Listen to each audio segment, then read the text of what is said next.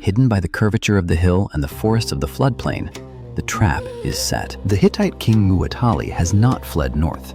He is here. He is a coiled viper, waiting for the boot to land. Riding ahead of the column is the pharaoh, Ramses. He is young, barely in his 20s. His face is unlined, his eyes bright with the hunger for glory. He rides high in his electrum-plated chariot, the solar disk glittering on his chest. He looks at the empty horizon and sees only his own legend being written. He is a god on earth, but gods do not bleed. And today, he will learn the color of his own blood. The birds stop singing. The wind dies. The surface of the river becomes glass. In the sudden stillness, a horse's ears prick up. A soldier stops mid-stride, his hand drifting to the hilt of his khopesh. The silence is not empty. It is heavy. It is the deep intake of breath before the scream.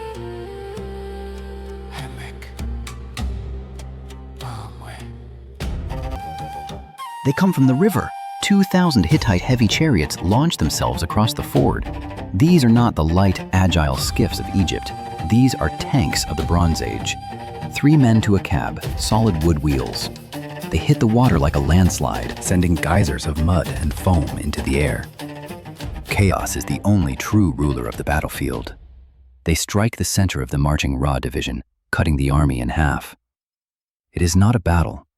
It is an amputation.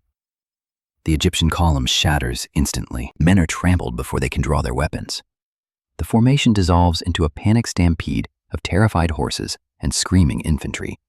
The physics of the collision are grotesque. When a heavy chariot strikes a man at 30 miles per hour, the body does not fly, it disintegrates.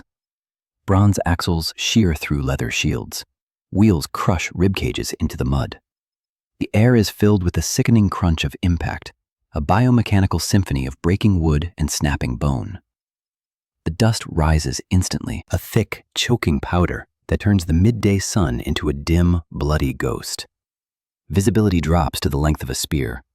Soldiers strike at shadows. A brother kills a brother in the gray blindness. The fog of war is literal here, a grit that fills the eyes, the nose, the throat, until you are drowning in dry earth. The walls of the camp were meant to keep out lions. They cannot keep out the storm. The Hittite wave crashes into the Egyptian camp. Tents are flattened. The unfinished walls of shields are swept away. The enemy is everywhere and nowhere.